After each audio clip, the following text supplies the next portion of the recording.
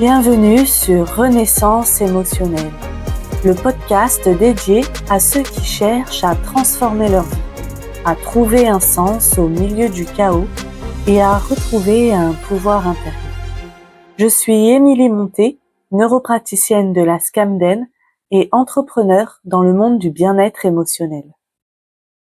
On se retrouve aujourd'hui pour plonger dans l'univers fascinant des symboliques et des archétypes. Nous découvrirons ce qu'ils sont, pourquoi ils sont utiles et comment les interpréter.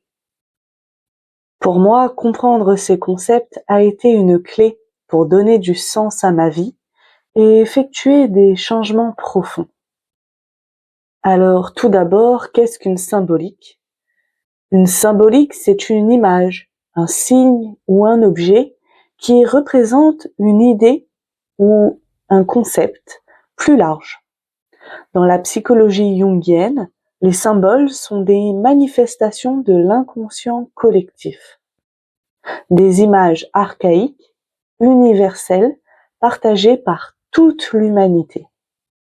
L'inconscient collectif, on pourrait le définir comme la pensée, la mémoire, l'esprit, l'âme que nous partageons. Et il se construit avec plusieurs niveaux. Imaginez un grand cercle qui représente l'inconscient collectif mondial. Celui-ci existe depuis la nuit des temps et est composé de toutes les histoires, les pensées, les perceptions et les vies des personnes depuis l'aube de l'humanité jusqu'à maintenant. Pour en comprendre simplement le concept, on peut prendre l'exemple des grandes avancées de l'humanité. Bien qu'il y ait eu plusieurs peuples sur des continents de part et d'autre du monde, ils ont avancé et fait des progrès dans une même direction, sur une même ligne de temps, comme avec la découverte du feu ou les avancées dans l'écriture et les récits imagés par exemple. Ces peuples à des milliers de kilomètres, qui ne se connaissaient pas, ne pouvaient pas encore communiquer, comme aujourd'hui à l'heure d'Internet et de la mondialisation, ont comme pioché dans l'inconscient collectif pour faire progresser toute l'humanité. Et cet inconscient s'est construit avec des symboles et des archétypes universels comme le bien et le mal, l'ombre et la lumière, le héros, le sage, la mère, etc. Dans ce même principe, vous pouvez imaginer un cercle plus petit à l'intérieur du premier qui représente l'inconscient collectif à plus petite échelle, par continent, puis par pays, puis par région, et par ville, et ainsi de suite. Pour prendre un exemple parlant, l'inconscient collectif de la France, construit sur le christianisme et les valeurs conservatrices d'une monarchie, est bien différent de celui des États-Unis avec l'immigration et la construction récente d'une nouvelle patrie. D'où le rêve américain, où l'on peut s'extraire de sa condition de pauvreté et réaliser ses rêves de richesse avec plus de facilité et d'encouragement qu'en France, où les fortunes sont ici des héritages de vieilles familles. Vient ensuite un cercle encore plus petit à l'intérieur. C'est l'inconscient familial, qui représente tout votre transgénérationnel. L'histoire de votre famille, de vos ancêtres, de vos aïeux, qui viennent conditionner le cercle encore plus petit à l'intérieur, qui représente votre inconscient à vous. Et pour terminer, un point au centre, c'est votre conscience. De quoi êtes-vous totalement et complètement conscient ? Pourquoi les symboliques sont utiles ? Les symboles jouent un rôle crucial dans la compréhension de notre psyché et de notre monde intérieur. Ils nous permettent de donner du sens à nos expériences et de révéler des aspects cachés de nous-mêmes.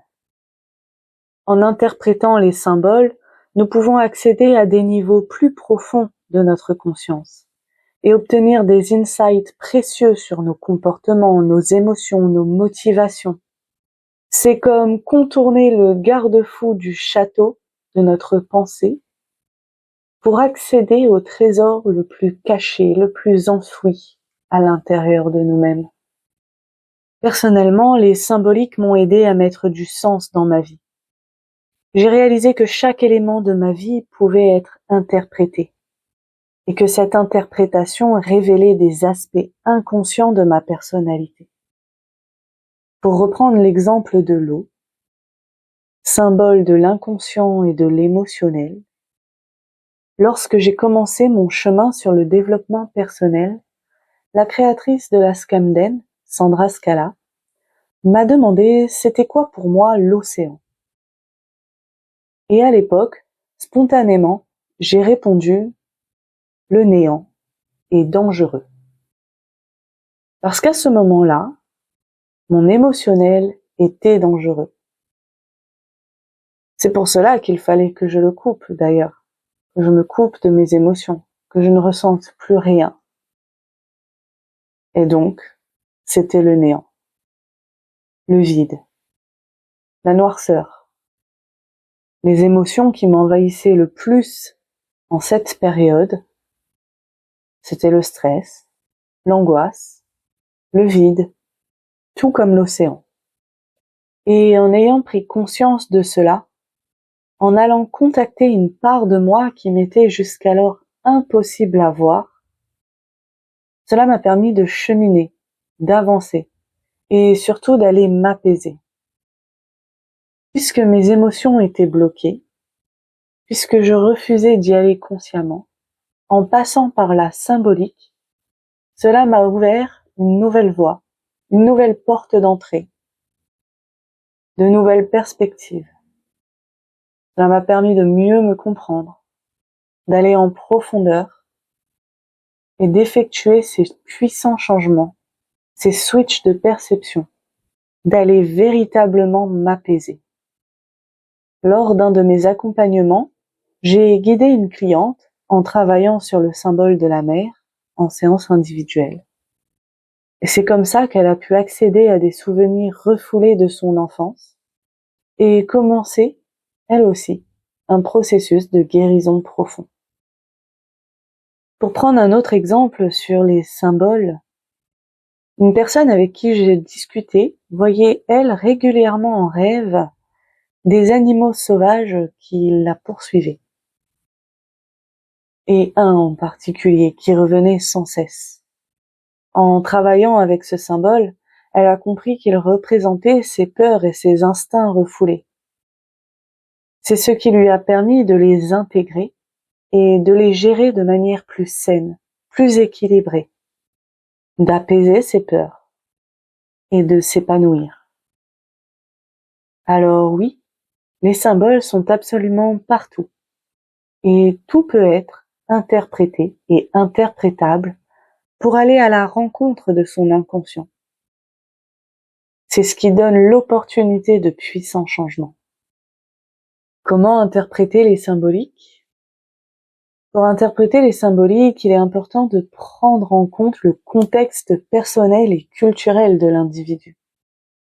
Ce qui compte, c'est la perception que nous avons de ces symboles. Nous sommes tous différents, uniques dans notre ensemble, et ce sont nos représentations, nos perceptions, nos ressentis, nos émotions qui vont pouvoir nous donner le bon indicateur de notre propre psyché, de notre propre inconscient.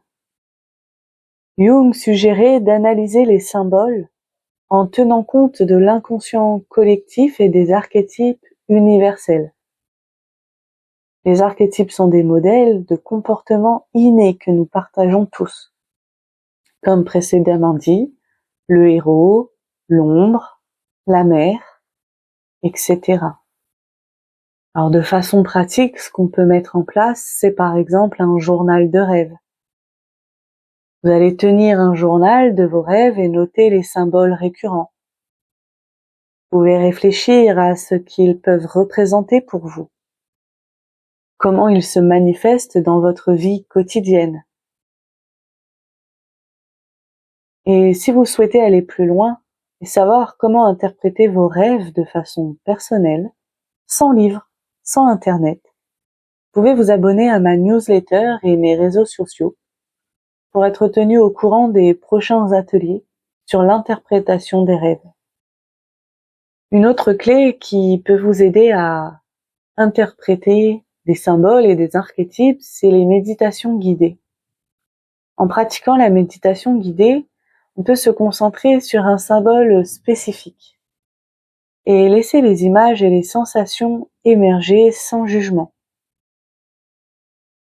À l'issue de celle-ci, on peut alors noter nos impressions, nos ressentis, nos émotions et faire des liens. Cela évoque quoi pour moi? Qu'est-ce que cela représente? Comment je peux le mettre en lien avec mes comportements, mes relations et mes problématiques de vie actuelles?